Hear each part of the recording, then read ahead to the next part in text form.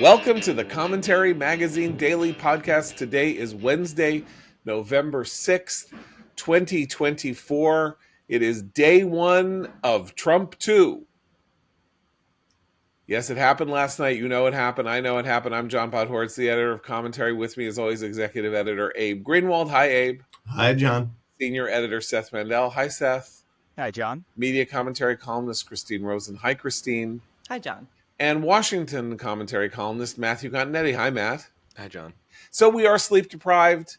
I do want to report that I am the only one of the five of us who stayed up through Donald Trump's acceptance speech. Yeah. I was there. You all abandoned your post. Well, you did not get to hear live the but it was a incoming... poor and restless sleep, so that was our punishment, right? Okay, there you go. Fair enough. Anyway, but like you were not there. Some of us are waiting for the Kamala talk. And you will wait and wait and wait. I wonder whether she's ever going to give it. Yes. You know? Okay. Hillary did this. Kerry did this. I know that Trump is the master, is the all-time master for refusing to concede at the time that he should concede. But I do think that it's worth going back in time to point out that the last three times that Democrats have lost, including this time, they did not concede on the night of the election, even though everybody else knew that they had lost. And I don't think we know whether I don't know that Kamala has called Donald Trump yet. The last we hear is that has not happened. That Apparently, has not Mark happened. Thiessen asked Trump at some point Yeah. late last night whether she had called, Harris had called him, and Trump's answer was no. Well, look, it's a very difficult conversation because not only privately but publicly, how do you concede to somebody that you called a fascist? Well, she called him a fascist just 5 days ago. It's also unclear whether she knows how to use a phone, because we have some data where, like her headphones will be in, but it's nothing's happening on the screen. And then the other day she gave a call to a campaign office, but someone noticed that her camera app was actually on. That was yesterday, actually. That was right. during. That was. Yeah. There may be some effort behind whether to get that together. Well, put up the hotline. We will absolutely spend some time on this podcast talking about Kamala Harris and what happened and what that means. But I think we probably need to start with the sheer astonishment that we and I think everybody else feels that does make this a match for the astonishment of 2016, when people were just agog at the fact that Trump won at all. Because, of course, he not only won, he appears to have won by 4 points. He has won an absolute majority. He's gotten 51% of the vote. He has more he will end up with more electoral college votes than he had, or than Joe Biden had in the last two elections. There was a wholesale shift of 4% or something like that in the vote, it appears. And he won every swing state. He won every swing state. She did not win a single one of the states that we have been watching for 2 years. He won Nevada. I mean, there are some of these that haven't quite been declared yet, right? He won Arizona. He won Georgia. He won North Carolina. He won Pennsylvania. He won Michigan. He won Wisconsin. That's the 7. And the other most astonishing thing, going down the list of the states, he came, as Seth was agog at last night, he came within 5 in New Jersey. He came within, 5 in Virginia. Yeah. He won New York. She won New York by 11. That's crazy. She won New York City 67 to 32. The best showing for a Republican in New York City in 44 years. He won Nassau County, New York. He did well in the Bronx. He did better in the Bronx than he did in Manhattan. And anyway, so, and this is true all across the board. He won, he did 10 points better in Cook County, Illinois. And almost everywhere he was, he overperformed or outperformed his own performance at its best. And so here we are, as I write in the New York Post in a column I wrote last night. He bestrides the narrow political world like a colossus, having scored the greatest political comeback in American history, and having pulled, it now appears, as many as 54, having helped as many as 6 Republicans win, 5 or 6 Republicans win the Senate. So right now we have Bernie Moreno in Ohio beating Sherrod Brown. We have Tim Sheehy beating Montana. John Tester in Montana. We have Jim Justice beating Joe Manchin, or taking over from Joe Manchin. That's the official count now. For right. 52-seat majority for the Republicans. Right. There are Sam Brown in Nevada is narrowly ahead. In a race that nobody was really watching. So the only... Yeah, I think the real one is McCormick. McCormick's lead in Pennsylvania is significant. I mean, it's tens of thousands of votes. 90,000 votes, I think. Yeah, and 95% plus of the vote total is in. So I really... Well, there may be a box in Philadelphia. There's a box. Yeah, I mean, there's nothing in Philly that can come in and save Bob Casey. So I really think... Oh, is that what you think? You think they can't find some vote? Who was it that had the glove box? Al Franken? You'd have to find 100,000 votes. I mean, that's literally that. It's very unlikely Casey will. It's very unlikely. So yes, I think we can say that McCormick should be called in the next few hours, in my view.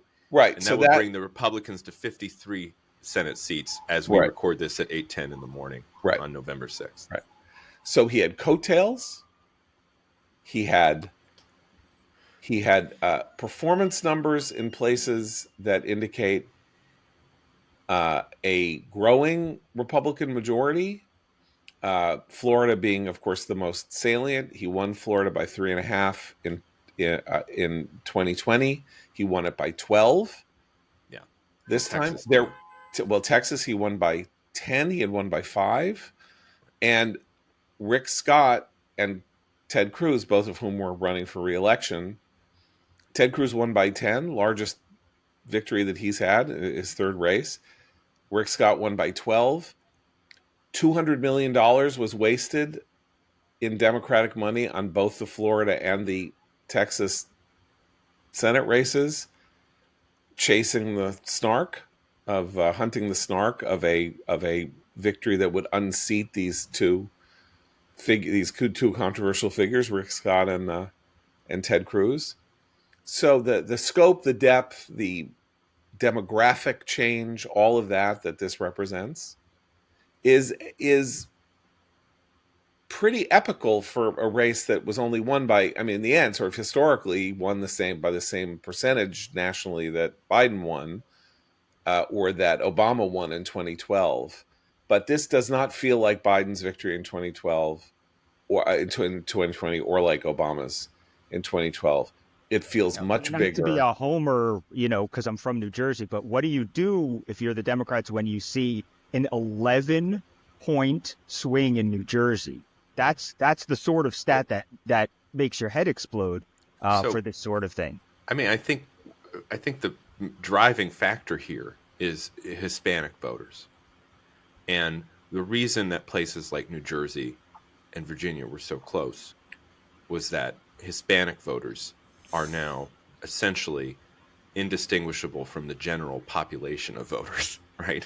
You now have, it's just something similar happened to the Catholic vote. And by the way, Trump won the Catholics by quite a bit. So maybe the next Democratic nominee will go to the Al Smith dinner in 2028. That's maybe. But this trend that's been going on since 2016 and really in 2020, where Hispanic voters are simply just voting like the general public, and is very important. And it can have real downstream consequences for American politics. And I think part of the reason is Hispanic voters are affected by inflation. They're angry about illegal immigration. You have Starr County on the border in Texas going for a Republican for the first time since 1896. And Hispanic voters also care about families and have a belief in the American dream, a positive view of the United States, and think that biological men shouldn't be in women's sports, that there are two sexes. And this is the basis for the Trump majority in 2024. And if Democrats want to recover, they're going to have to figure out how to appeal to regular working class Americans in a way that they haven't been for a couple of cycles now. That's the astounding thing to me. I mean, there's all sorts of fascinating demographic aspects to this. The Hispanic vote, the changes in the Jewish vote. I think, but they all are linked up by this fact that the liberal messaging platform network is broken. It's broken at its core. The message or the messages are wrong. They don't resonate.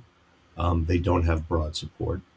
And the messengers are wrong. They are not trusted, whether they are talking heads or pop stars or former presidents or whomever. They really, and I think this was the kind of accounts for the sense of these somber, somewhat more somber acceptance of this that I saw creep in last night on MSNBC and elsewhere. They seem to know it. They seem to feel a sense of having missed the boat years ago, and now sort of just figuring it out. But this is actually something that's important and we should be grateful for, that it was a decisive win. Popular vote, the Electoral College with more than he needed. There's no way they can argue that there's any sort of shenanigans or any sort of influence from outside actors. And that's important. And I'm grateful, regardless of what people think of Donald Trump as president again, that's a good thing for the country and for our electoral system. I actually was thinking that, after years and years of being told by exactly the media industrial celebrity complex that you describe, Abe, that Trump is the worst liar, he's the worst this, he's the worst that, which devolved recently into now he's just Hitler. I think people are able, particularly working class voters who, as Matt says, have felt the pinch of inflation, have felt the brunt of the failure of democratic policymaking. They can distinguish between bullshit, as our friend Eli Lake has described Trump being the master at, and being lied to. And I do feel like between the media's efforts and the Democratic Party's efforts not to have an open primary, to push Joe Biden out, to shove Kamala to the forefront, to make it the era of mandatory joy, all of this felt like being lied to a lot of people who've already spent the previous few years being told the border's not a crisis. The economy's great. You're just misunderstanding things. They didn't believe it. And I think last night showed that. I think that's all of it. I think that is the actual explanation for everything, and that everything else is it flows from that as a mega explanation.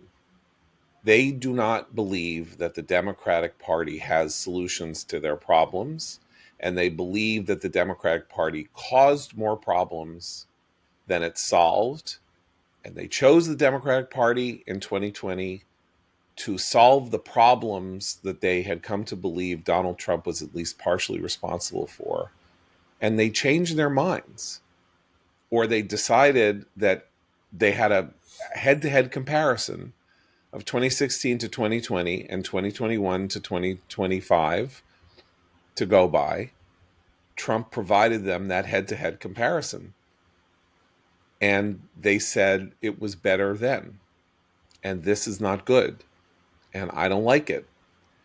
And all of the things that we saw that suggested that Harris or Biden were going to have headwinds and it was going to be very difficult for Democrats to win re-election, starting in the middle of last year, all of them came to pass. Everything we thought was going to make this a difficult election for Democrats came to pass. Inflation was the largest problem. The effort to go at Trump's jugular, very interesting detail in the exit polls as they started coming out at 5 o'clock yesterday afternoon that led people to go, I don't know, maybe Harris is really going to pull this out. In the CNN exit poll, there were actually, for the first time in a long time, there were sort of different exit polls. CNN had this exit poll in which the number one issue was democracy. 35% of voters said that they were most concerned about democracy, 31% about the economy. So you look at that and you think, well, democracy is the Democrats' issue, right? He's Hitler. He disregards democratic norms. He did January 6th.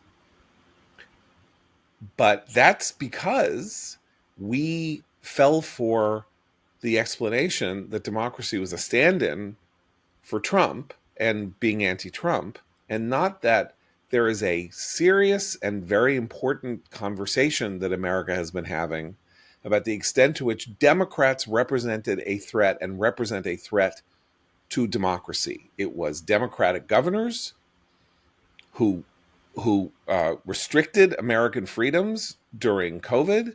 It was the Biden administration that worked with social media companies to restrict information coming out about COVID and things like that. It was Democratic prosecutors in New York, Democratic Attorney General in New York, federal prosecutors under the aegis of the Democratic Justice Department who raided Trump's home, who indicted him 91 times, who came at him with charges that many people believed were specious in the case that he was convicted of felony fraud for in New York, in the Georgia election conspiracy case, and others.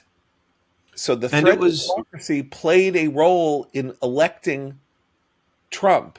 And it was Democrats who nominated a candidate at the last second who no one voted for in a primary. Right. Well, I'm just saying that I think issue-wise, the signs were there. Everything that everybody said, which is this is like the way this looks, the fundamentals say right. Biden shouldn't win or the Democrats shouldn't win.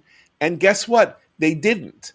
Political gravity reasserted itself. He's a bad president.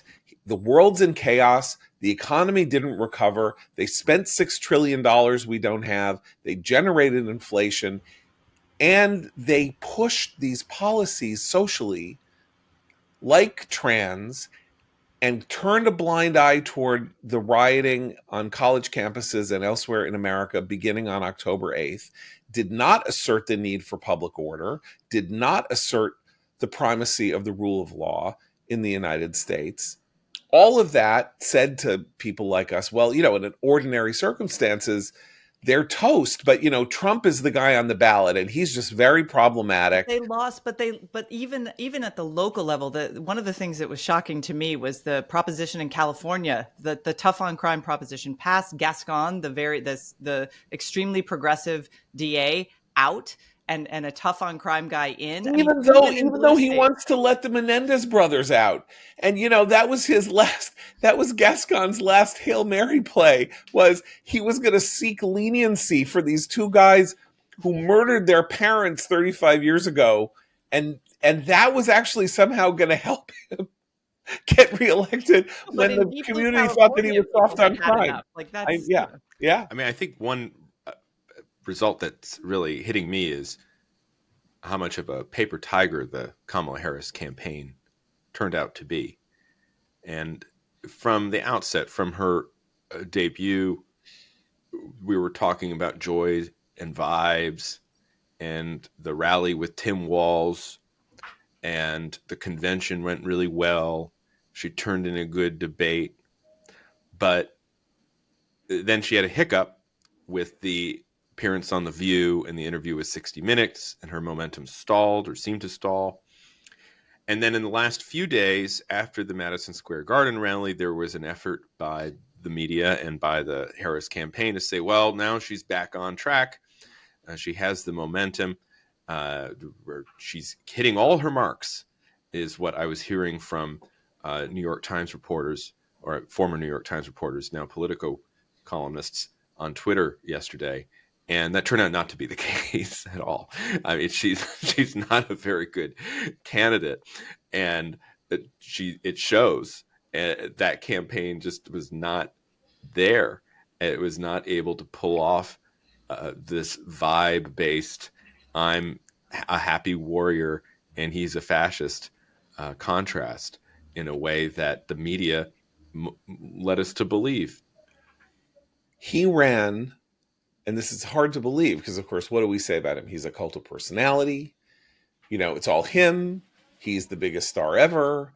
And, he is sort of unconstrained by ideology, and he's unconstrained by ideas, on the conservative ideas going back hundreds of years about the proper place of government, because he'll say, we should make sure that there are no tips on taxes, and we'll do this and we'll do that. And he does not hew to any known ideology.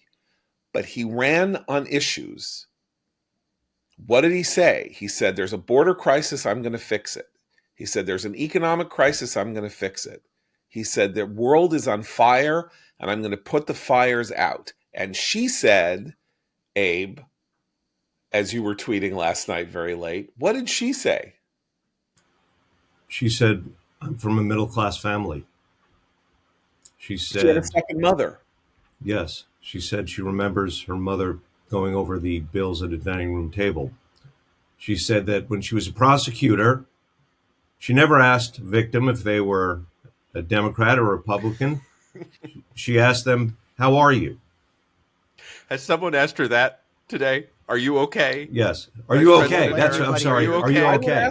I would ask her that. I would happily ask her that question if she wanted to call We me. remember what Hillary's reaction in 2016. It was reported that she was very upset and said that they'll never let me be president. I knew they'd never let me be president. I knew they'd never let me be president.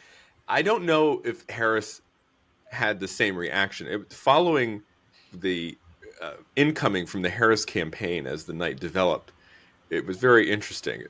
As at first, I think with those early exits, as you mentioned, John, there was some hopium going on with the Harris people. Then you started seeing the Florida vote. Then you started seeing the Georgia vote. Then you saw the North Carolina vote. And all of a sudden, her paths were closing. And then you had a quote, I think, from David Plouffe saying that they were nauseously optimistic that she'd be able to pull it out. But then all of a sudden, they stopped answering any queries from reporters. And then, in the saddest moment, they told this crowd that had been waiting for hours at Howard in D.C. for her to speak to go home. You won't hear from her. And now, again, it's unclear when she'll address this election result. It's a pretty. I just want to talk about reputations for a second, because I think a lot of reputations need to be reevaluated with this result, starting with Barack Obama's, who the media continue to lionize as this amazing figure who has the political magic touch. And so, look, Obama has played a role in the last 5 elections. Democrats have won 3 of 5. I guess that's a winning record. Though since he's been the nominee, they've only won 1 of 3. So he's not had a very good record in the post-presidential role that he's playing, which is unlike any other post-president. Another reputation. That's an important point to make, because it was traditionally the case. They would leave that Washington. In the post-presidency, they did not play a role except or ceremonial. Like Bill Clinton would show up at the inauguration, or he'd show up at the convention and give a speech. That was it. Reagan also in '92, before Reagan's Alzheimer's diagnosis, gave a really quite wonderful speech at the '92 convention. That was normal, right? It's not normal to keep your hand in. He was young. He got out of office young, but he didn't just keep his hand in. He arranged for Hillary Clinton to be his successor. How did that work out for him? He really didn't want Joe Biden to run even in 2019, Right. Guess how that worked for him? That's the one victory that he had. And then he was the key figure in arranging this swap, we are told. And the point is that when it came to getting himself elected to the Senate in Illinois and to the presidency twice, he was a towering genius of a political figure. And for the Democratic Party, he is Gozer the Destroyer. He is the destructor. He lost them 1,000 seats in the course of his 8 years, 1,000 legislative offices in the 8 years of his presidency. And he arguably, by going for the switcheroo and not having something more interesting happen that might have captured the public attention and have some kind of mini primary or something, he arranged for this result. Well, it was an impossible situation created by Joe Biden, who's someone else whose reputation needs to be reevaluated. Oh, because will it be reevaluated? Look, I've been pretty consistent on Biden since 2021. I think he's the worst president of my lifetime. I'm 43 years old, and I think he'll be remembered as one of America's worst presidents. Carter was worse because I'm older than you. You always come back. So I remember my caveat in my lifetime. Yes, John. I understand. Yes. Okay. You punk. And there are still a few months left. You whippersnapper, you. And there's still Matt and I were born in the Reagan years. We were born into royal. We don't know what it's like to have been born before that. We were born in the golden age, and everything from there on maybe has been a bit. So Biden's a terrible president. I've always believed this.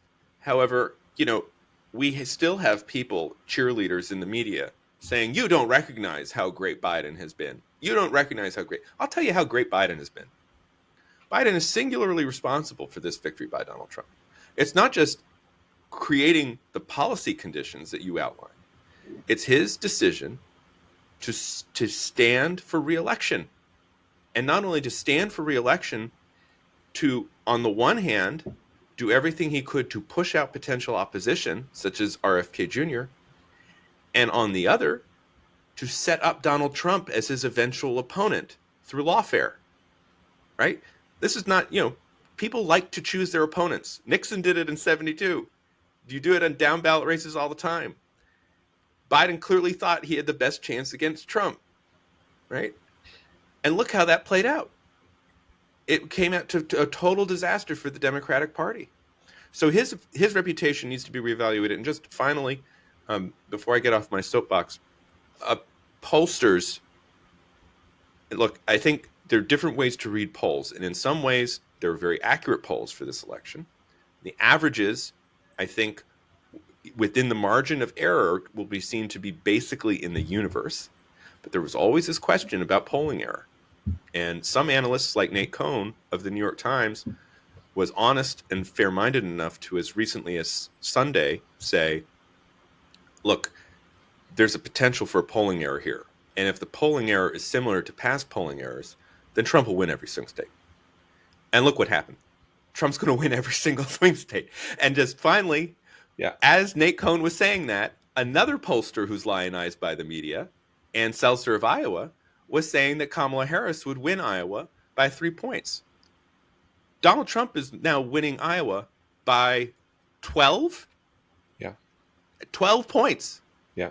No, I'm sorry. 14 points with 95% of the vote. Right. Yeah. Can I add one more point? I think we just fell off the gold standard.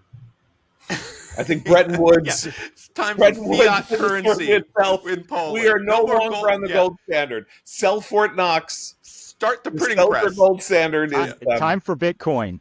We're now in Bitcoin well, politics. this is a crypto election for sure. Bernie Moreno. Bernie Moreno, the newly minted senator from Ohio, is a Bitcoin billionaire or something. Trump made a play for the crypto vote early on. Yeah. I want to add one more point to Matt's take on Biden and the reassessment to come. Biden was supposed to deliver the country from Trump. He was supposed to get Trump out of the picture and sort of render him an aberration in American history. He did the opposite. He has solidified Trump now as a real force, as a sort of institutional piece of our politics. If That won't be That the story is a they huge tell about him, failure. though. The story will be he right now. And first of all, I hope Jill Biden is shopping that memoir today, because that's the memoir I want to read of the last 4 years. But he's going to say, you shouldn't have shoved me out. If it was, I would have won. And oh that is just ridiculous when you look at the popular vote, when you I look at the so shift. hope But I I know Well, that's what we're going to be you're right, hearing. Christine. right. That he's the other person to speak today. Yeah. Yes. When is he going to speak today? Yeah. That will be amazing. He doesn't even need to speak. He just needs to come out to the microphone and just Yeah. stand there Yeah. and Proof of life. smile for about 5 minutes and then walk away. But I think one of the things about this is that I kind of look at this the way that people looked at movies like The Sixth Sense, where once you knew the twist, you went back and looked for clues along the way, right? The Sixth Sense is the classic version of that. I'm trying not to spoil it, but I assume everybody, even at home, has seen it. I see Kind Joe of, Biden. I kind of feel like we watched or followed an election that wasn't real. We talked to like ghosts, and you look back and you go, gee, I wonder what the campaign was really like, because we didn't have this feeling that voters were leaning the way they were. But you see a victory like this and you go, okay, some of that is really baked in. In other words, it's not like the night before the election, Trump swung 7 swing states, right, with his closing argument or something. This was a campaign where he was very obviously more in the driver's seat all along than we had any idea. This is very original. It's an original and totally brilliant insight. And I will use things that Matt said back in the spring to ballast your argument. So I published a piece in Commentary in January 2024 called "The 2024 Election: The Nightmare That Will Never End." And my argument was that from 2023 onward, the election was frozen in place, and that if you looked at the poll averages from 2023 through the entire year, half a point separated Trump and Biden the entire time. Trump was up half a point, then he was down half a point, then Biden was up, then Biden was down. It was a flat line on the heart monitor. Nothing was changing.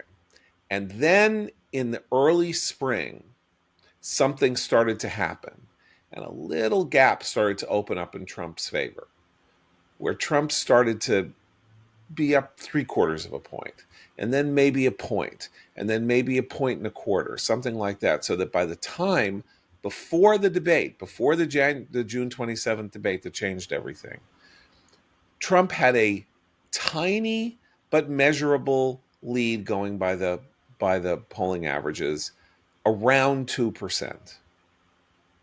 And that means that if you follow that logic, it was all there. Biden's infirmity, the ongoing the Ukraine as an outgrowth of Afghanistan, the troubles on campus, the disorder elsewhere, the border, all of that was telling.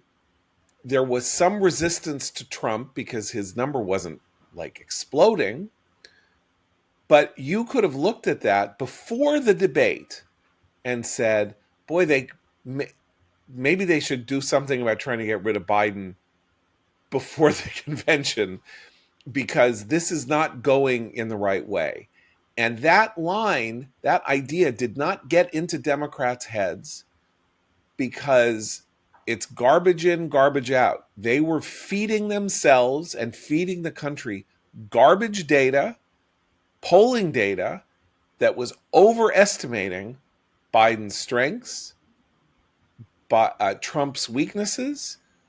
And we can now look at this from this vantage point and say that the garbage in continued through Tuesday morning, when we were still getting late breaking final ending polls that had some of these races off by 7, 8, or 9 points. So it was all there. The fundamentals said Biden can't get reelected. It was a betrayal of our understanding of politics to think that he could. And the only reason that people thought, there were two reasons they thought he could, one of which is Democrats can't believe that anybody thinks differently from them, because they don't ever know anybody who thinks differently. And that Trump was such a unique and monstrous figure that he had this ceiling. It was 47. Look, we said it. I said it. I'm as guilty as anybody else. He's got a ceiling. He's not doing anything to breach the ceiling. Okay, you know what? I acknowledge he's looking like he's making inroads among Hispanics, but he's not going to breach his ceiling. Well, that, even saying that, as I think about it now, what was I talking about? Hispanics make up 12% of the electorate. If he's changing the political views of 12% of the electorate and shifting them 40% in his favor, he's growing his base. Now, there was no test of that until the election, but those numbers were visible everywhere when they were checked. Yeah, I mean, I think one reason I was always cautious about saying that Trump would win, and even though when we had the conversation earlier this week, I said I thought that Trump would win, was the experience of 2022. And there in 2022, the fundamentals also favored a Republican victory, but that didn't emerge in the result, mainly because the candidates who had been put up were not strong in key races, key Senate races, key gubernatorial races. They were candidates who, in order to win their primaries, had taken and campaigned on Trump's nomination, or rather Trump's post 2020 false claim that he had won. And they were extreme in other ways too. On abortion, in some cases, they were flawed candidates like Herschel Walker in Georgia. And so there was always this question: okay, well, if there's this baggage in 2022, will it be the same in 2024? And it turns out that no. When Trump is on the top of the ticket, he has changed the electorate. He's changed the Republican Party. This is a more Republican electorate in 2024, mainly because of Biden's mistakes, in my view, but also because of just kind of trends in the electorate. And what's interesting is Trump is running ahead again of these down ballot candidates. So right. If you look at the Senate, yes, Republicans have gained control of the Senate, but Trump is running ahead of the Senate candidates in every state. And the House is still too early to call. I think the way things are trending, Republicans may hang on by their nails to the majority, but even there, Trump will have run ahead of kind of the national House vote. And so his unique qualities, I think, can't be discounted, and they're what brought him this definitive presidential level victory. The thing that you, Matt, that you talked about in 2022 was bad candidates and abortion. But abortion, of course, was the dominating issue of the 2022 midterms. And it was a wrinkle. It was, I guess people kind of expected that the Supreme Court was going to rule the way it did in Dobbs, and once the case was taken, but the effect of Dobbs was not predictable in the sense that we really had not had a real world test of what the electoral consequences would be of changes in the status of abortion. And we learned that it was a distinct Democratic advantage. At the same time, there were these candidates that Trump had put up for office, or that he had arranged to run for office, who were uniquely ill-suited, not only to serving in the Senate from these states because they were too extreme or too crazy or whatever, or the fact that they were simply there because they were athletes or whatever was not sufficient unto the day at a moment when Democrats were energized by this threat. But, there was this was a major moment in American public policy in our lifetimes, and it redounded to Democrats' benefit and helped Democrats. And then they thought, we got it. Let's do it again. And indeed, over the course of 2023, there were there were various state initiatives and things, states that you would not have expected to be more liberal on choice issues in referenda and that sort of thing, voted for referenda liberalizing overly strict local abortion laws. And then in 2024, they said, hey, let's do it again. So remember I said Kamala Harris didn't run on issues. Well, she had one issue. There was one issue that she certainly pressed the entire time, which is Trump is going to mandate a nationwide ban on abortion and take your abortions away, and you will never have these freedoms. He handpicked a Supreme Court, and now he is going to go to Congress and he is going to enact this nationwide law and destroy all your liberties, and your daughters and your granddaughters will have fewer freedoms than I have, and this is a monstrous, tyrannical moment. And it's kind of like sequels. Sometimes sequels outgross the original, but historically, before the era of the sort of superhero movie, sequels did about half the business of the movie that they were copying, because people had gotten the idea the first time and they had seen what they had to see, and then it was like, I don't need to see this again. I already saw it. And this eroded over time as an electoral, with the electoral effect simply was not there the way it was, and they grabbed onto it like a lifeline because they didn't have other things that they knew were popular that they could go with.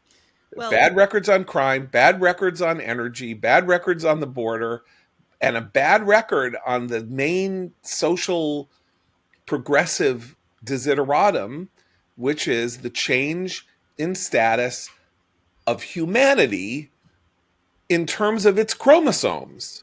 But one caveat to the abortion argument that I think should be a bit of a warning signal going forward for Republicans, and that's that the Florida initiative did fail, but it needed 60%, and it almost got there. So I think going forward, both at the state level and there are plenty of Republicans in the Senate who would like to see a federal ban on abortion. That should serve as a caution light for them, particularly if they're controlling both chambers. I agree. I think that one reason Trump avoided a lot of fallout on abortion was that he made it very clear that actually he did not want a national ban, and there will be no national ban enacted under Donald Trump. He made it very clear from the beginning that he thought it was a state issue, and he didn't want anything to do with abortion because he understood that it was political kryptonite. And the Florida referendum is very interesting. Christine's right. It required 60%. It almost got there. There's another referendum in South Dakota, which I believe passed. And then there were competing referenda in Nebraska. And what's interesting there is the more radical one lost, and then one enshrining the 12-week restriction into the Constitution passed. And that's, I think, evidence of where, at the state level, this is going to land in states when you're given the choice. Is, you're going to have a more moderate view with exceptions, with about a 12 to 15-week limit. And that's exactly what people who thought Roe v. Wade was atrocious constitutionalism and jurisprudence always wanted, was to restore the issue to the political sphere where Americans could argue over it, and whatever result was achieved would have the democratic legitimacy. Well, that's I mean, that one question here, right, is that Republicans have long been victims of their own success on crime, right? That was the feeling that once crime actually dropped, people stopped worrying as much about it, and therefore crime and foreign policy, right? Right. So we won the Cold War. Reagan won the Cold War, and then the primacy of foreign policy as a political issue was removed from Republicans who had benefited from it for 2 decades. Right. So we have that question about we have that question about abortion this time, which is that the Democratic swing back was so strong, getting the abortion on the ballot in state constitutions and things like that, on ballot measures in red states. Did Democrats peak too early on their capitalizing of Dobbs. I think that's something that maybe that shifted so fast that it wasn't really a factor by the presidential election because it was already on all these, state constitutions and stuff like that. It could also be that they misunderstood their own voters who actually don't, who probably broadly agree that they're worried. If you're worried about the right to protect abortion and you live in a state where you think it's at risk because it's a red state and you're a pro-choice voter, you try to get that initiative on the ballot. It's not clear that even Democratic voters wanted abortion without restrictions all the way through pregnancy. They never have. There's always been, as Matt says, this sort of very few restrictions in the first term. A kind of Roe-like balance has been also reflected in public opinion for 50 years now. And I think Democrats, and we should get to the talk about the new multiracial coalition that Trump assembled, because here too, they have deeply misunderstood their own coalition.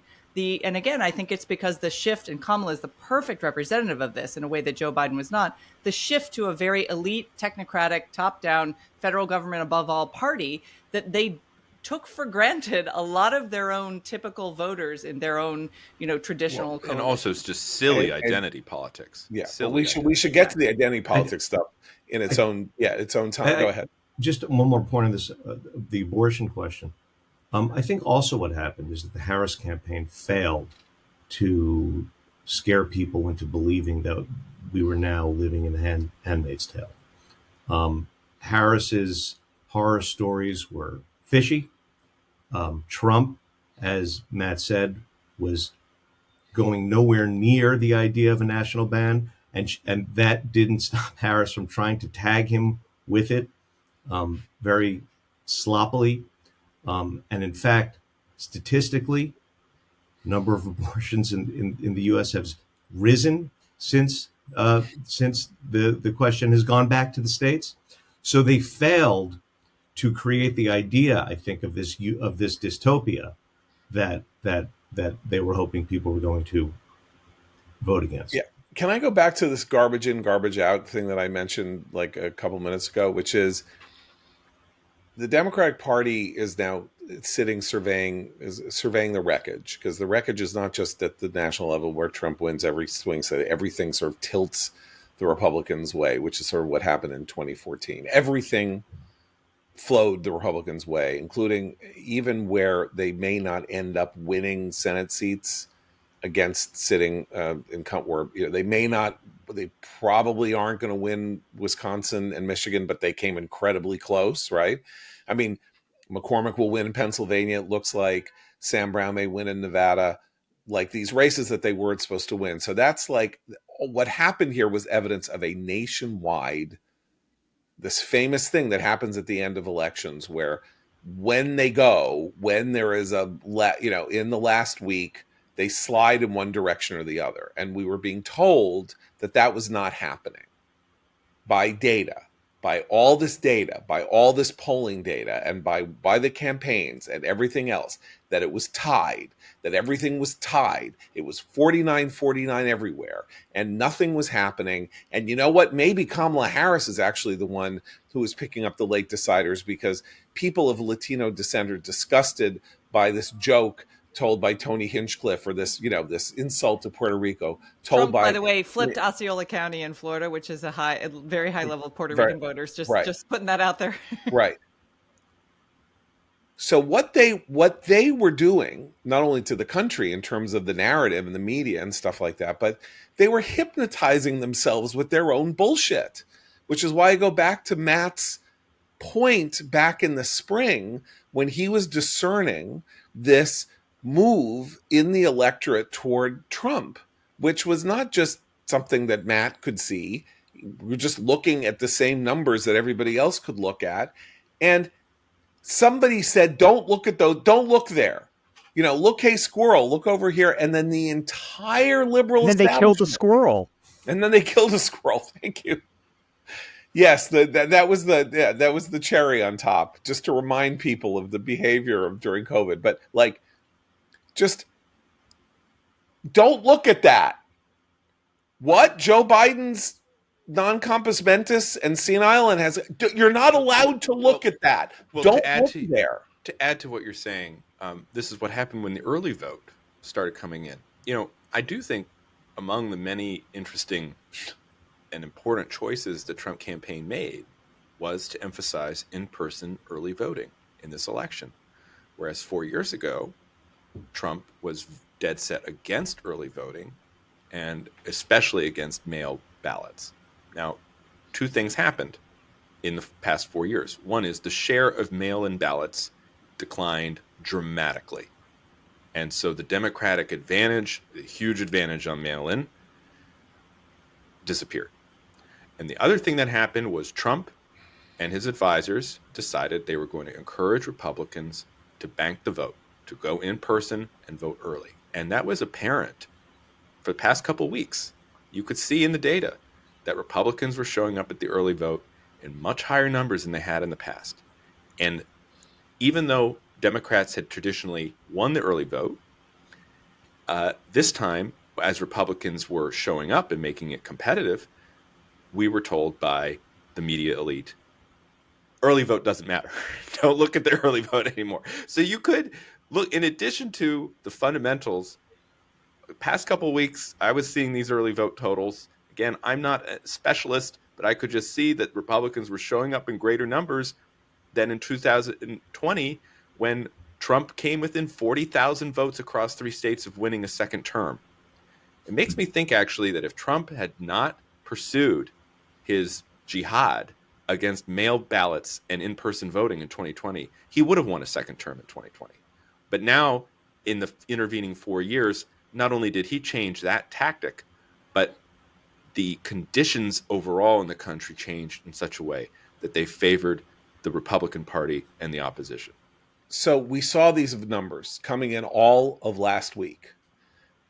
And this is what I'm talking about the mindset of liberals and the media in doing themselves enormous damage by not looking at what was plain ahead of, right in the face, reality in the face, which is Republicans were doing a lot better in the early vote. The numbers were kind of staggering, including in Nevada, and get to Nevada in a second, why I'm bringing up Nevada in particular, but there it was, a Democratic advantage in, the previous elections was going away.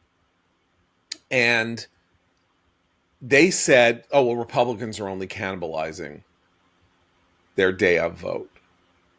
Why? Why would that mean what they thought it meant? Why wouldn't you say, oh, they've seen reality. They're doing what we do. They're neutralizing an advantage that we had. That's what happens in politics when you innovate and you do something that other people don't do. They can copy you, follow you on, and then neutralize your advantage. If you're going to do ballot harvesting, you win with ballot harvesting, but then you know what happens? The next election in California, Republicans will do ballot harvesting, and they will start winning congressional races that you didn't think that they were going to win, because that's how it works. You caught them by surprise, but you can only catch them by surprise once. They wanted to believe that the electorate was more Democratic than it was more socially liberal than it was with them. And that's why in the most dumbfounding political moment of the campaign, now that everything is over, they started proffering these insane and actually quite repulsive arguments about female voting in the United States in 2024. No, it's okay. You can go into the polling. It's a secret ballot. You don't have to tell your Trumpy husband that you voted for Kamala. I know you don't want. Maybe you're going to vote for Trump because. You And can what sleep was the with the what was enemy, the but don't implicit? vote for him, right? But Like, what was the implicit argument there? I think some Trumpy husbands were keeping their vote secret from their wives. That right. What was right? That's the right. And there was that too, right? There was that withhold sex if you think your husband is going to vote for Trump. There was that line. Lysistrata, some version of that. But there were two things. One of which was it was the implicit message that you had to hide your vote from your husband because he would beat the crap out of you if he knew that you were voting for Kamala Harris. because that's what men are like. What men are like is they like Trump, and if they're like Trump and they like wrestling and they like this, they're going to get drunk, they're going to be mad at you, and they're going to beat the shit out of you. So here's what you do. What you do is you go to the polling place and you vote for Kamala and you keep it to yourself, because we understand the horrors of the untold horrors of the life, the misery and horror of the life you're living with that monster in your house. That was the message that Democrats were trying to use to get women who are married to the polls to vote for Kamala. Why is that the message? Because that's what they think about marriage. That's what they think about traditional couples who are married and married for 20 years. Think about American men, who I think will. And that's what they think about American men. And that's what they heard reported about Doug Emhoff. Yes, exactly. Exactly. Yeah. Fair enough. No, but I think the point is that the Democratic hopium wasn't just in the realm of, well, no one will want to vote for Trump because everybody knows he's a monster the way we know he's a monster. It was, there are going to be knock-on effects to this. And everybody has the same social attitudes that we do about the relations between the sexes, about the position of women, about how abortion, remember the abortion dads? That was the other great there's going to be a new category in the electorate. Abortion dads. I'm a dad of teenage daughters. So supposedly, I would vote for Kamala as a father because I want to make sure that my daughters don't have their rights to abortion curtailed, because that's what it means to be a truly loving father, is to have this opinion. And there's going to be this universe of men with daughters in America, and this is how they are going to vote. And yes, that is how they voted in Brooklyn. And that is how they voted in Brookline. And that is how they voted in Marin County. But they didn't vote that way in the Bronx. And a Hispanic father who goes to church every week isn't going to the polling place to vote to make sure that his daughter can have an abortion. I'm not saying he's a pro-life voter. I don't even know. I'm in no position to judge or rule on how they feel. But the idea that this was a voting issue for men of daughters, or that women were going to vote for Harris because they knew secretly they needed to, but they needed to do it in private because their husbands are monsters. That's a get out the vote message. No, are you people insane? This is where I think the theme of in retrospect, the condescension that came out of the Kamala Harris campaign is ground zero for that is on the issue of race. So the fact that we've come out of the sort of woke post George Floyd summer, but the identity politics, the woke stuff, it's all still embedded in our institutions, which we've discussed many times. But if you look at Baldwin County in Georgia, 40% Black population voted strongly for Biden. Trump won it by 2 points last night.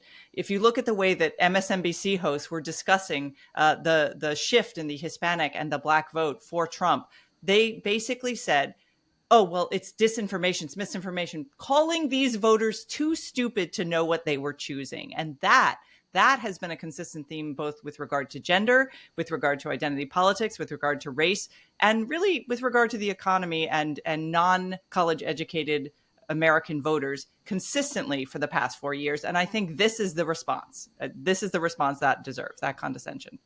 So this is a sequel to the beloved Democratic argument of the late 90s, early 2000s, as enshrined in the book, What's the Matter with Kansas by Thomas Frank, which is that Republican voters, particularly rural voters, or, vote against their economic interest because they are brainwashed by social issues that don't matter. They don't matter, and what they need is they need unions to protect them. They need minimum wage laws to up their income. They need redistributive social economic policies to make sure that things are more equitable in the United States. And they don't vote that way.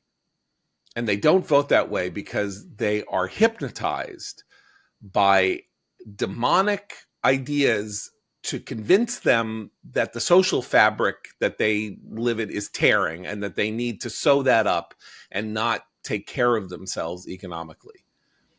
And the condescension there that people don't know how to vote in their own interest is itself the most astoundingly anti-democratic idea that exists. People vote their own interest by definition. So if they vote in a way you don't like, and then you say, well, they're really being stupid because they're not voting in their own interest, you're doing this backwards. What you need to do is figure out why people voted the way they voted and what they think their interest is. And then as a political party that wants to win elections, you try to figure out how to appeal to them or construct policies that will advance these ideas that you like, but will either make them either more palatable or will connect to the essential social fabric. Like, I'll give you an example of this. That is something that's going to be happening over the next 10 years. We're having this debate over childcare and, family leave and all of that and family structure and that kind of thing. So, okay, Republicans are all for the family, but they don't want government imposing restrictions on private industry to force these things to happen. Or they haven't until now. And that's kind of like an interesting moment in time, because all Democrats want to do is say, big business, you do this, or businesses, you do this. We're going to impose these mandates on you, make sure that your workforce does this and that and the other thing and all that. Well, okay, so guess what? That doesn't work. I mean, it works. Businesses will make these changes, but people also want a growing economy. They want economic growth. They want to improve their position, their situation. And they're not dumb. So they know that if government is interfering in business, it adds layers of regulation. It makes life more difficult. It makes the possibility of them getting raises less likely because they're fulfilling more mandates. They're way more sophisticated about these things than Democrats and liberals give them credit for. So yeah, I want to make a point about this, especially in light of the Jewish turnout last night for Trump. Jews get this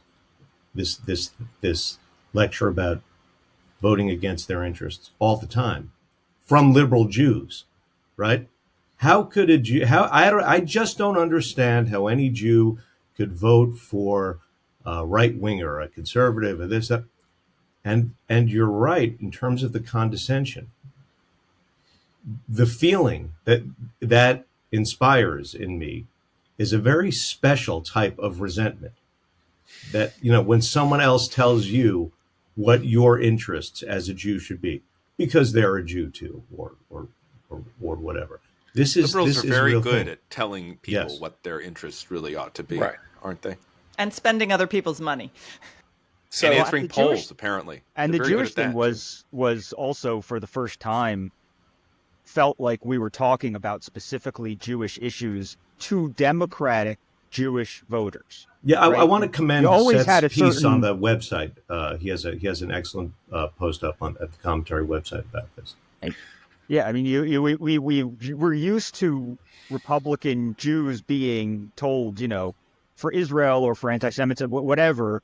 But this was the first year that I can remember that the Democrats were, sending people like Richie Torres to drum up votes in the Jewish community in swing states because Richie was talking about anti-Semitism and specifically Jewish things and not, abortion is a Jewish value. 2 months ago, Debbie Wasserman Schultz was interviewed about this stuff, and she said, we don't worry about the Jewish vote because abortion is a Jewish value, and abortion is the main thing on the ballot.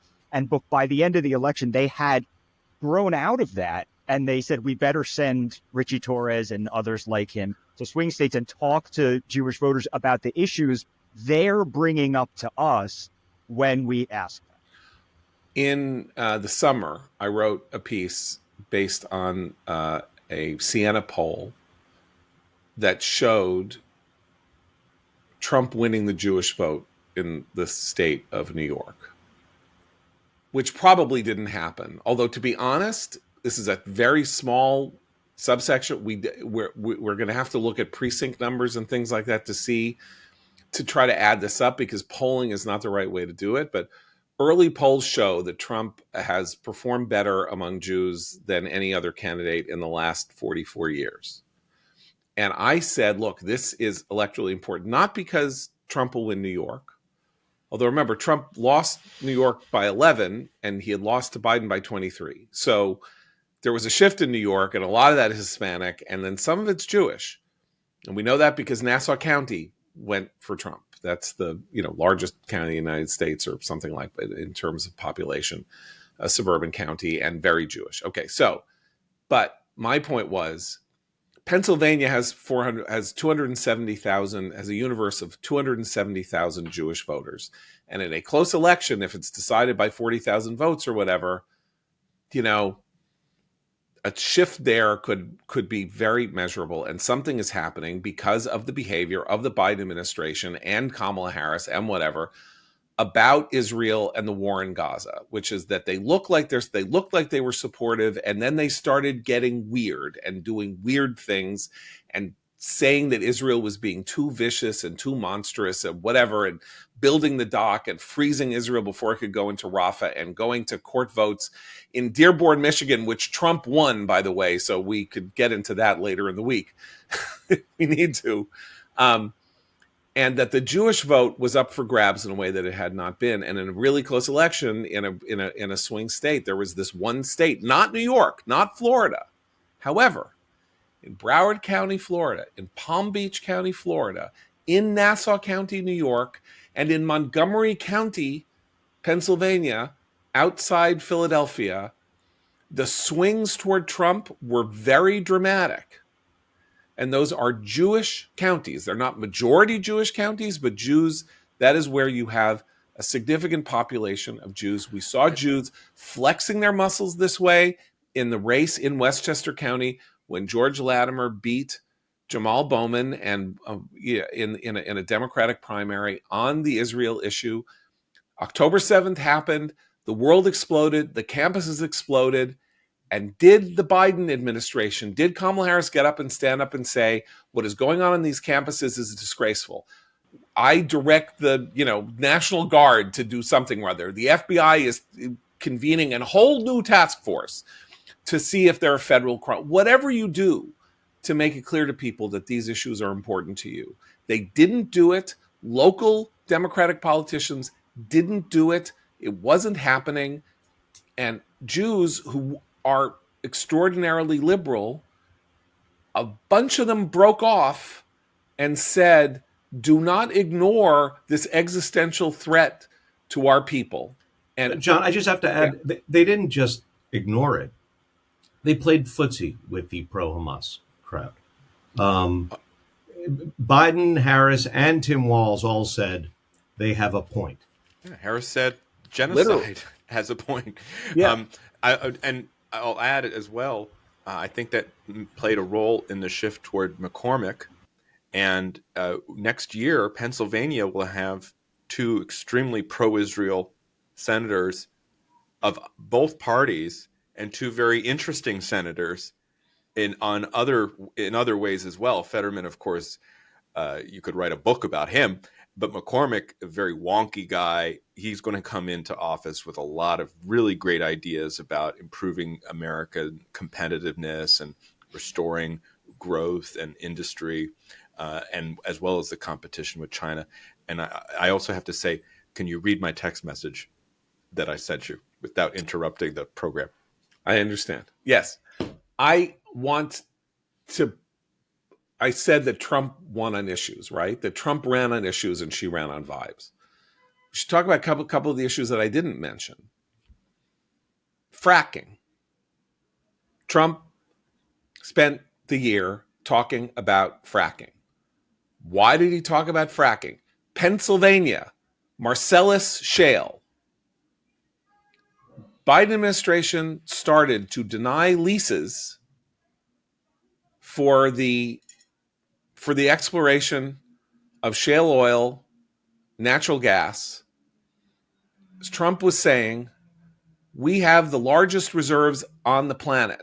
We can revolutionize American energy and the energy world And he said last night on stage at 3:00 in the morning, while he was going into this amazing, it's worth his weave, where he starts talking about Elon Musk and his rocket and all of that. And he said two things interesting there, because I get to Musk in a second, but he said, and Bobby Kennedy, I love Bobby Kennedy. Bobby Kennedy is so great. He's going to be there. But keep your hands off the oil, Bobby. Your hands off the oil. That's our liquid gold. We're taking it out of the ground.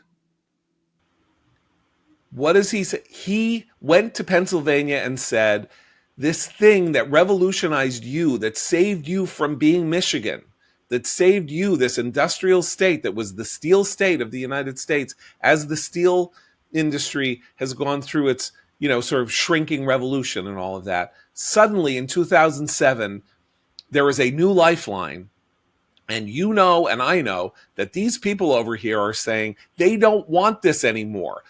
We are going to build electric cars. We have 10 years left where we're going to be using the internal combustion engine. We're not going to be using natural gas, and we don't want to bring it out of the ground. And he appears to have won Pennsylvania by 150,000 votes. And why did he win by 150,000 votes? Because he ran on the issue of fracking in the state where fracking has become this economic lifeline. And the Democrats seem to think that telling a woman that she should secretly vote for Harris so that her beer-swilling jerk of a husband sitting in his lazy boy wouldn't throw the beer can at her head. Again, who do these people think the American people are? It's kind of nauseating, to be honest. And the slap that was delivered last night is the slap that will be heard around the world, because the policy implications of Trump's victory we can spend the next 2 months discussing, but they are unambiguous, right? Stuff is going to happen on the border. Fracking leases are going to be released all over the country, including on federal lands. More terminals are going to be built for the export of natural gas that comes from that fracking. Pipelines are going to be constructed. Trump says he wants to help create economic growth, and that's where the last thing I'm going to say, Elon Musk. So he went into this whole riff about Elon Musk, and you're like, oh my God, he really is crazy. Like, why is he talking about this? And then he said this one thing. He said, he is a genius. He is a super genius. He does amazing things. And here we need geniuses in the United States. We need our geniuses. We need to protect our super geniuses. Now, that's kind of like a hilarious way to put it. But if you extrapolate from what he was saying, what he is saying is, we want innovation in the United States. Innovation is what is going to save us. I'm a deregulatory person. I want innovators to have a free hand. That also involves crypto, which could be viewed as a huge financial It's also innovation. a recognition of merit, which is something the Democratic Party no longer stands for. They stand for equity, not merit. Right. So let's go just before, because Matt sent me a text saying he had to leave. So, but I want him to, because he mentioned identity Tell politics. on him. It's fine. It's fine. It's this new technology. I can't just disappear. No. So. But he. That's right. But he opened the curtain, and so now so we saw the mechanics behind the curtain. We're breaking the fourth wall. We're breaking the fourth wall on the video podcast. You said, silly identity politics. Well, yes. When you said that Hispanics now look like the rest of the population, that is maybe the most profound long-term effect of what happened here. The Democratic Party has more and more and more decided that the way that America is constructed is it is these tranches of human beings who are to be appealed to on the basis of skin color or national origin or sexual preference. And that is the way they approach elections. It's the way they approach policymaking. It is the way they approach their ideas about justice and fairness and all of that. That is exactly what we oppose, right? That is if there is one difference between the right and the left that is now discernible, it is that they count by group and we do not want to count by group. And Trump said that last night without saying it. He said, we want merit, we want super geniuses, we want innovation. I don't care who does it. I don't care if it's Elon Musk. I don't care if it's this one. We will. And the other thing that he did last night, which is important, immigration's his issue, right? He said he's going to deport 15 million illegals. I don't think that's going to happen, whatever. But he said, we're going to do something about it. We're going to do immigration. But we're going to let people in. We're going to let people into this country. We want people to come into this country, but they have to do it legally. He said that at the top of his speech. He didn't say, you know what we're going to do? We're throwing them all out. Everyone out. No one's coming in. And he's been saying it for a while. I mean, that's what he said on a podcast that David Sachs runs earlier this year, that he wanted to staple a green card to diplomas. Right. And so that seems to be where his mind is right now, that he wants to crack down on illegal immigration, but encourage legal immigration that will result in innovation and growth. And I have to say that this, if I were looking for hopeful signs in ways that, I'm very critical of Trump, this is a hopeful sign about the second term in this sense, which is that the dovetailing of legal and illegal immigration, there was a dovetailing during the first Trump term in which the hostility to illegal immigration and the fact that it was law breaking and all of that then started to get expressed as a hostility to legal immigration. And Jason Miller and Stephen Miller and others sort of imposed on Trump the idea that we should limit green cards, we should limit H-1 visas, we should, and they were praising themselves for the fact that only 45,000 people were let in on some or other program, and that they were stopping immigration, period. And Trump, in his acceptance speech for his second term, said at the outset that he wants legal immigration into the United States. He said it to David Sachs. The fact that he said it last night at 2:30 in the morning has got to be significant. Well, he won the election in part on the support and activism of America's most famous legal immigrant, Elon Musk. And everyone, all those ads that Kamala ran saying Trump hangs out with Elon Musk and likes him. Kamala hangs out with regular guys that we've cast in a Hollywood studio to resemble normal American males.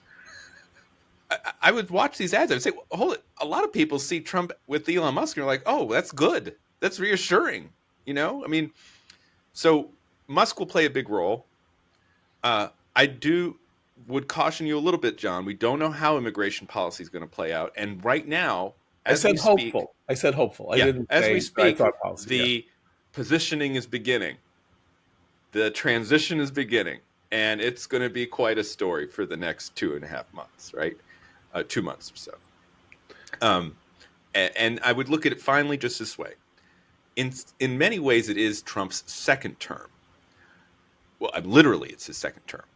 However, because of the 4-year interval, because of the growth of the MAGA movement, because of the change in the coalition, and because of the efforts of people like Vice President-elect J.D. Vance to add policy meat to the bones of Trumpism, I would think of it more as Trump's first term. And in a way that's good for Trump, because second terms usually are terrible for presidents. Right. But I think because this is the first time since the 19th century that we have a president winning non-consecutive terms, it's going to be a little bit different than other second terms we've had in the past. And may I just finally say, yes, there is one person who will not have a second term, and that is Joseph Robinette Biden Jr. And now, Jimmy Carter, he has seen what he was waiting for. He has seen Joe Biden not win. Yes. He has seen someone else become the worst president of someone's lifetime. And it's not just him. He is 100 years old. And they wheeled him to the vote. And they wheeled him to the vote. Now someone will tell him. I I think what you're saying is very important, and of course, we haven't gotten to any of the worrisome qualities of Trump's victory. Primarily Ukraine.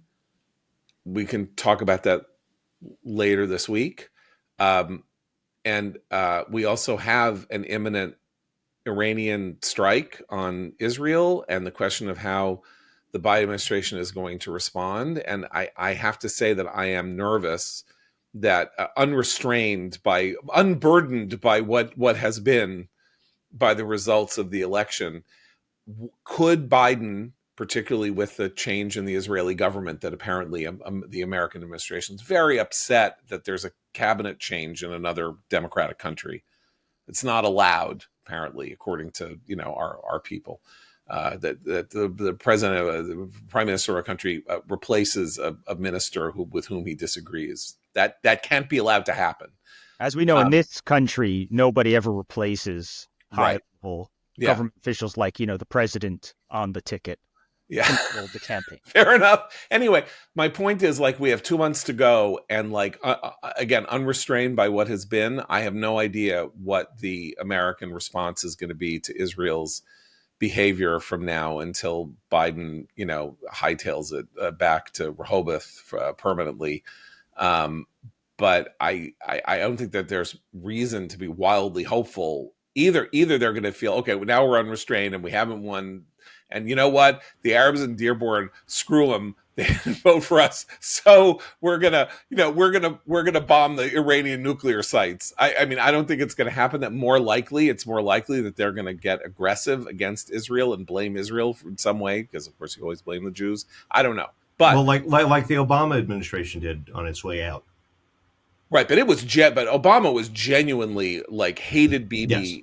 In a visceral way, and showed that through his entire administration, and finally took this this crazy measure. Finally, as a Jew, may I just say, using the phrase "as a Jew," that the fact that Doug Emhoff is now going to pass from my life, and I will never have to look at his face again or hear him talk as though he were the representative of my people, a man who does not have Jewish children, and has told the world that he returned to his faith because of his wife's brisket, that he is no longer going to play a role in my life, is one of the blessings. I thank the voters of Pennsylvania, North Carolina, Georgia, Wisconsin, and Michigan for sparing me Doug Emhoff and returning him to the obscurity and occasional impregnation of women not his wife. Yeah, I was going to say, as a woman, I'm not sure we do want him back released into the population, but okay. Anyway, similarly along those lines, Schumer not being majority leader. Oh, Liel Leibovitz made this point last night that yes, Chuck Schumer is no longer the highest ranking Jewish person in his own brain. And he, by the way, does have a book coming out on anti-Semitism. And boy, we are gonna have a time with Chuck Schumer's book in the pages of commentary when it emerges. It's just a little something to look for. A commentary recommends for the future is our coverage of Chuck Schumer's book on anti-Semitism. Okay, we got to go. So much more to talk about over the course of the next week and couple of months as we see this new development and the new world that we have entered into. That's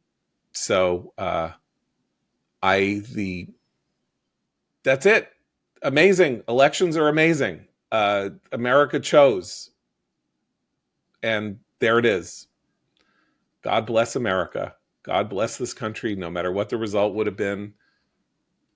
It's an astounding thing.